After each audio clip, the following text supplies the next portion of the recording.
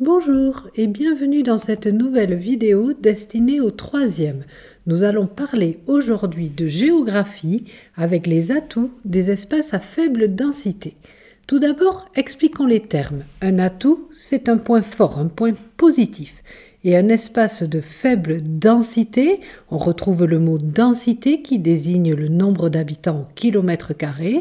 Et on a fixé un seuil pour déterminer quels sont les espaces à faible densité. C'est les espaces qui comptent moins de 30 habitants au kilomètre carré. Alors voici une petite carte où sont localisés ces espaces de faible densité.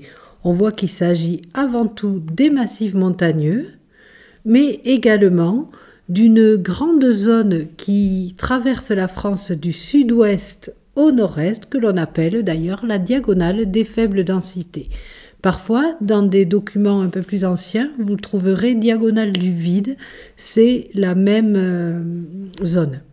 Alors on voit aussi la Guyane, et là, évidemment, c'est la forêt équatoriale qui empêche l'occupation humaine.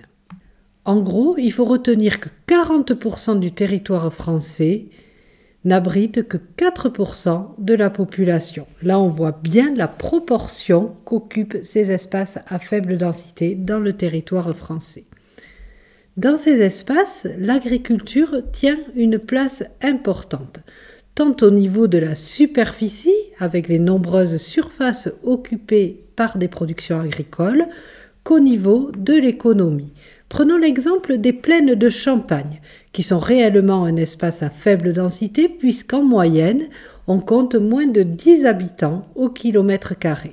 Les activités principales sont la céréaliculture, c'est-à-dire la culture de céréales, avec en particulier le blé, et la viticulture, avec les vignes, pour produire le fameux vin de Champagne. Ces plaines de Champagne sont donc une région agricole et les produits sont souvent exportés. Exportés, je vous rappelle que ça veut dire vendus à l'étranger. Ces espaces ont aussi un fort potentiel touristique. Mais une des conditions de développement des activités économiques et en particulier du tourisme, c'est le désenclavement. Désenclaver une région, c'est sortir cet espace de son isolement en facilitant son accès. Faciliter son accès, ça peut être construire des infrastructures de transport comme des routes, des ponts, mais ça peut être aussi améliorer la connexion Internet pour mieux relier cet espace au reste du monde. Comme toute activité, le tourisme a des effets positifs mais aussi négatifs.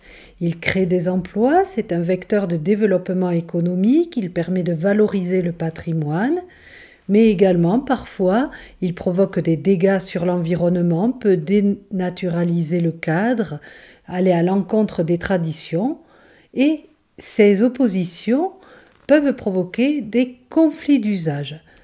Les conflits d'usage, ce sont des oppositions pour l'utilisation d'une même ressource et on voit souvent dans ces espaces, quand un projet touristique est proposé, des personnes qui s'opposent à ce projet.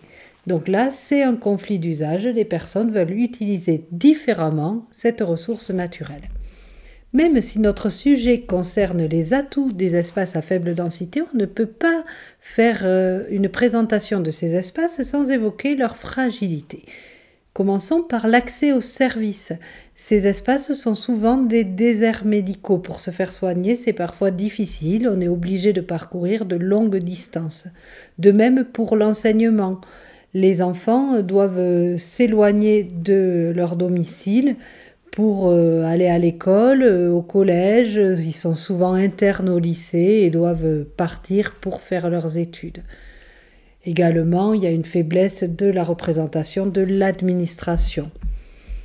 On peut noter comme fragilité les infrastructures de transport qui parfois sont difficiles, même si elles ont été bien améliorées dans de nombreux espaces à faible densité.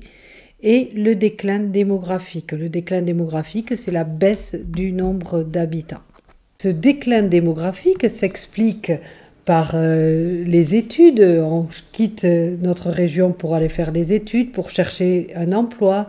Également, l'absence de services peut décourager certaines personnes et aussi du fait que ces populations sont souvent âgées, évidemment, quand elles meurent, elles ne sont pas renouvelées, donc tout ça provoque une baisse du nombre d'habitants. Mais ces toutes dernières années, la tendance commence à s'inverser dans certaines régions avec l'arrivée de nombreux néo-ruraux.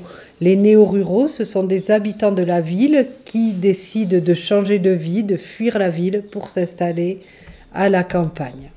Et cette tendance a été augmentée suite à la pandémie de la Covid.